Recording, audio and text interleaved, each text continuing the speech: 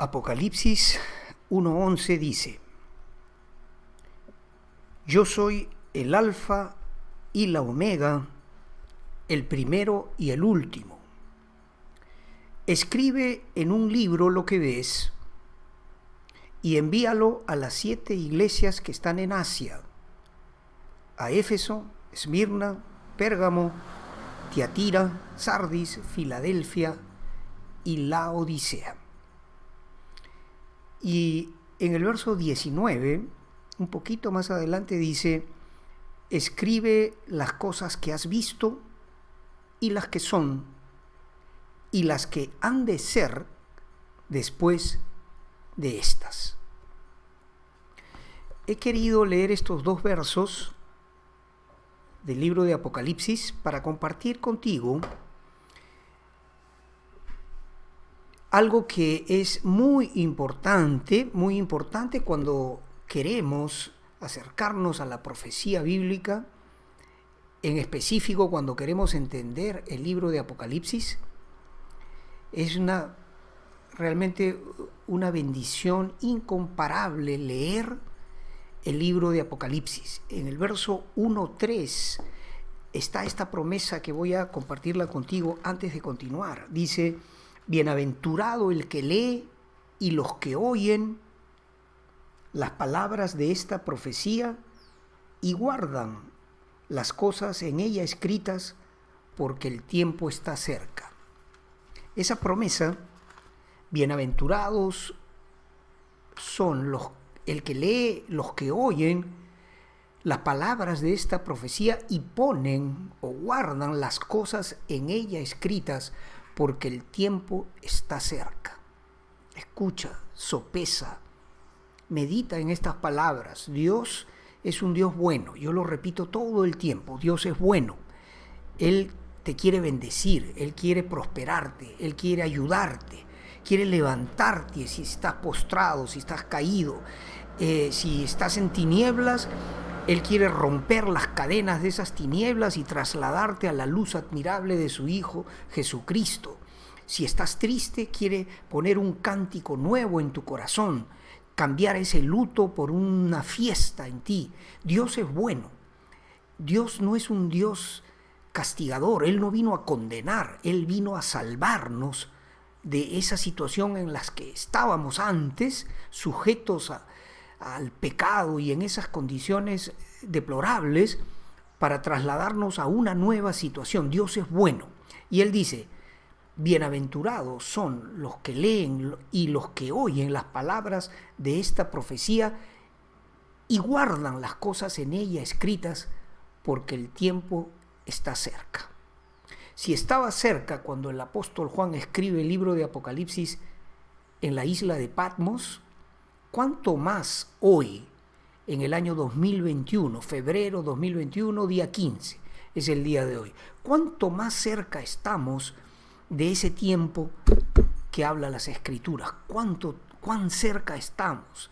Nadie sabe con exactitud cuándo van a ocurrir las cosas que están profetizadas en el libro de Apocalipsis, pero la recomendación de nuestro Dios es: pon atención, porque bienaventurados son los que leen, los que oyen y los que guardan las cosas escritas en este libro. Ahora bien, regresemos a lo que leí en el verso 1:11 y 1:19. El Señor Jesucristo se le presenta al apóstol Juan, que estaba recluido en una isla penal, la isla de Patmos, en donde el emperador romano lo había enviado, por la persecución que había a la iglesia cristiana apostólica. El apóstol Juan, el último de los apóstoles, ya habían muerto todos, estaba solito, probablemente corriendo los últimos años del primer siglo, el año 96 tal vez, se estima, pudiera ser aproximadamente el año en el que escribe el apóstol Juan este maravilloso libro del Apocalipsis. Tiene un encuentro inesperado, porque estaba en la isla en el día del Señor, dice, y escucha atrás de sí una voz potente como de trompeta. Hoy día quiero ir específicamente al tema de las 7 iglesias. Dice el verso 11, lo voy a volver a leer. Yo soy el alfa y la omega, el primero y el último. Escribe en un libro lo que ves y envíalo a las 7 iglesias que están en Asia: Éfeso, Esmirna, Pérgamo, Tiatira, Sardis, Filadelfia y Laodicea. Escribe las cosas que has visto y las que son y las que han de ser después de estas. Resumen, hasta aquí es: el Señor Jesús personalmente se presenta al apóstol Juan, que estaba recluido en la isla de Patmos, y con una voz poderosísima como estruendo de muchas aguas, dice el capítulo 1, habla con Juan y le dice: yo soy el alfa y el omega, el principio y el fin, el que estuve muerto, pero he aquí que vivo. Escribe en un libro estas cosas y envíalas a las 7 iglesias que están en Asia. Mi propósito es avanzar contigo en el entendimiento del libro de Apocalipsis, porque yo quiero que tú seas bendecido también. Yo no quiero, y esto es lo más hermoso del cristianismo verdadero, que yo no quiero quedarme con este tesoro para mí solo. Al contrario, en las cosas del Señor, compartir es lo más hermoso, porque en el cielo no hay límites, hay espacio para todos, hay riqueza para todos. La gloria de Dios es inconmensurable. Dios quiere agrandar su familia a todo el mundo, si fuera posible. Él entregó su vida para que ojalá todos creyesen en el Señor Jesús y entregasen su vida a Él para ser parte de la familia de Dios, para venir a ser un hijo y una hija de Dios. En el mundo hay un concepto errado acerca de ser hijo de Dios. Tú haz una encuesta, sal a la calle, pregúntale con un micrófono a la gente, ¿tú eres hijo de Dios? ¿Eres hija de Dios? Y te van a contestar sí, porque creen que por ser una criatura, por haber sido creado por Dios, ya soy un hijo de Dios, y eso no dice la Biblia. Puedes buscarlo en el Evangelio de Juan, capítulo 1, versos 12. Lee ese verso y dice: he aquí a los suyos vino y los suyos no le recibieron. El pueblo judío rechazó a Cristo. Mas a todos los que le recibieron, a los que creen en su nombre, les dio potestad de ser hechos hijos de Dios. ¿Quiénes son entonces los hijos de Dios? Los que creen y reciben a Cristo en su corazón. Eso como una aclaración importante que tengo que hacer hoy día contigo para poder avanzar en el camino correcto con una pisada firme y segura. No quiero hablar hojarasca, quiero hablar oro, piedras preciosas para ti, para que tú afirmes tu fe en el camino correcto y con el fundamento correcto, que es la palabra inerrable del Dios verdadero. Jehová de los ejércitos es su nombre.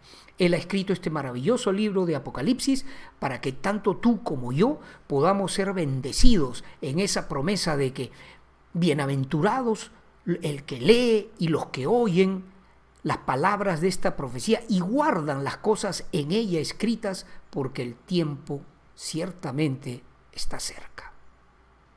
Porque este libro de Apocalipsis, el capítulos 2 y 3, está el mensaje a cada una de esas 7 iglesias. Hay un mensaje claro, un mensaje específico para la iglesia de Éfeso. También un mensaje claro y específico de los labios del Señor Jesús para la iglesia perseguida de Esmirna, igualmente para la de Pérgamo, para la de Tiatira, Sardis, la de Filadelfia y finalmente la de Laodicea. 7 iglesias reales, verdaderas, que existieron. No eran iglesias inventadas o simbólicas, no, iglesias reales y verdaderas. Todavía puedes tú, si viajas a las zonas de Asia Menor, encontrar las ruinas de la iglesia de Éfeso y de algunas otras. Eso es una cosa real, histórica. Bien, pero lo más bello, que es lo que yo espero poder transmitir hoy día contigo, es que no solamente son iglesias reales, sino que representan la evolución en la historia de la iglesia de Cristo. La iglesia de Cristo dura 2000 años. Comienza en el día de Pentecostés, un poco después de que el Señor asciende a los cielos. Está narrado en el capítulo 2 del libro de los Hechos. El Espíritu Santo desciende sobre aquellos que estaban reunidos, 120 personas, los apóstoles más otras personas que en conjunto sumaban alrededor de 120, reciben la visitación de parte del Espíritu de Dios, quien entra con un fuerte ruido, como un viento recio, al aposento alto, y todo el mundo se estremece por esta maravillosa visita del Espíritu Santo de Dios, de una manera poderosísima. Dios mediante, algún día vamos a estudiar el libro de Hechos también. Ojalá pudiéramos estudiar toda la Biblia juntos. No lo sé, pero bueno, hoy concentrémonos en este asunto. Son 7 iglesias, 7, de la zona de Turquía, Asia Menor. Ahí están las 7 iglesias, pero también representan la evolución de la iglesia desde la iglesia apostólica de Éfeso hasta la última iglesia de Laodicea, que es la iglesia de nuestros días. Porque ciertamente en nuestra vida cristiana, yo este año cumplo 35 años en los caminos del Señor. Entonces, nuestra vida cristiana de servicio a Dios, de una vida de fe, muy bien puede también ser evaluada y puede corresponder a algunas de las características descritas en este capítulo 2 y 3 del libro de Apocalipsis. La iglesia apostólica, Éfeso. La iglesia perseguida, Esmirna. ¿Perseguida por quién? Por el imperio romano. ¿Cuánto tiempo persiguió el imperio romano a la iglesia cristiana? Pues la persiguió por 300 años. ¿Cuándo termina? Cuando Constantino se hace creyente, ¿no? Y decreta que ya no se perseguirá más a la iglesia cristiana. Son 300 años de persecución. Después de eso, ¿qué ocurre? La iglesia de Pérgamo, en la que hay un sincretismo, una mezcla entre la fe cristiana y el sistema político de gobierno, porque ocurre justo con Constantino que al él reconocer al cristianismo y a dar un edicto de que ya no se persiga más a los cristianos, incluso él dice ser cristiano ahora porque sus batallas las ganaría por un sueño que tuvo de poner un estandarte en el frente de sus ejércitos con la cruz de Cristo. Esto es una historia bien interesante, pero a partir de Pérgamo ocurre algo, ese sincretismo, esa unión mala, perversa, entre lo que es la verdadera fe y la cuestión de la política, los intereses políticos y económicos, porque ya vamos a ver con un poco más de detalle lo que Dios dice a la iglesia de Pérgamo. Le dice: yo sé, conozco, sé de tus obras y dónde moras, donde Satanás tiene su trono. ¡Wow! Donde Satanás ha puesto su trono. Es interesantísimo. Así que históricamente esto merece más análisis, más tiempo que podamos compartir. Pero después de esos, del siglo IV de nuestra historia, viene Tiatira. Ya comienzan a haber algunos problemas, porque Tiatira representa el nacimiento de aquella iglesia que es la más larga de todas, que es la iglesia católica. Y hay una reprensión, hay una alabanza y hay una reprensión para esta iglesia de Tiatira. La más seria de las reprensiones es que permite que esté Jezabel, que enseña la idolatría dentro de la iglesia. ¡Wow! Le he dado tiempo para que se arrepienta, dice el Señor Jesús, pero no me ha hecho caso. Es muy serio. Pero después de Tiatira, ¿quién viene? Sardis. Sardis es la iglesia a la que Jesús le dice: tienes nombre de que vives y estás muerto. Mira, de las 7 iglesias, el Señor reprende a 5. Hay 2 a las cuales no reprende el Señor, que son la iglesia de Esmirna, la iglesia perseguida, la iglesia a la que el Señor le dice: he aquí, Satanás los va a perseguir y echará a alguno de vosotros en la cárcel para que seáis probados. Ciertamente, hubo muchos mártires, muchos prisioneros, muchos degollados, aserrados por la mitad, en fin, mucha persecución, mucha maldad. Dejar de amar con pasión a nuestro Dios es un pecado.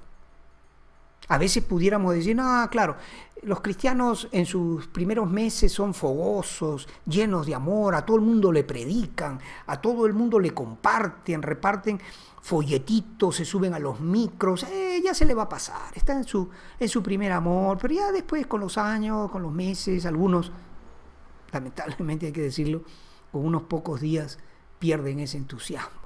Pero para el Señor Jesús eso es un pecado. Nuestro amado Señor Jesús es bien exigente. Él pagó un precio altísimo, inigualable, inexplicable.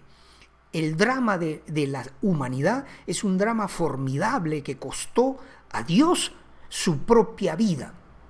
Se dejó humillar, se dejó insultar, se dejó coronar de una dolorosa corona de espinas, lo escupieron, lo pusieron desnudo en una cruz, desnudo. Esos cuadros que tú ves de la cruz con una túnica amarrando las partes íntimas del Señor, eso no, así no fue, desnudo en una cruz, sufriendo la vergüenza, la burla de la gente. Cómo lo insultaron, si tú eres el Hijo de Dios, bájate de esa cruz. Y por supuesto que él podía hacerlo, pero por amor perseveró hasta entregar su vida en la cruz, con tal que tú y yo podamos ser salvos de nuestros propios pecados y ser justificados a los ojos del Padre Celestial que está arriba en su trono. Porque Él ya no nos ve a través de lo que Carlos hizo en su vida, sino a través de lo que Jesús pagó a favor de Carlos para que él pueda ser parte de mi familia. Dice el Padre, es mi hijo, pero no por los méritos de Carlos, sino por los méritos de su hermano mayor, Jesucristo. ¡Wow! Tremendo. Pero a todos, desde Éfeso, Esmirna, Pérgamo, Tiatira, Sardis, Filadelfia y Laodicea, a todas las iglesias, el Señor les dice sin variar, a todas, yo lo tengo anotado acá en mi Biblia, una por una, le dice, al que venciere, le daré de comer el árbol de la vida. Eso es. Dios te bendiga. Como siempre, deseo que recibas de parte de Dios eso que tu corazón desea. Sea en lo familiar, sea en lo personal, tu salud, sea en el trabajo, tus proyectos, tus sueños, sea en el ministerio, si tienes un llamado a servir a Dios, lo que sea, yo lo bendigo en el nombre del Señor Jesús. Te bendigo en el bendito nombre del Señor Jesucristo. Ponga Él su rostro sobre ti, haga brillar su rostro sobre ti. Y así como el apóstol Juan en la isla de Patmos, con esa voz poderosa como de estruendo de muchas aguas, Dios te hable con la ternura que solo Él tiene y te ayude a seguir tu camino para llegar al paraíso de Dios. Gracias, gracias. Un abrazo en el amor del Señor Jesús. Y si Él lo permite, nos veremos la próxima vez. Hasta pronto.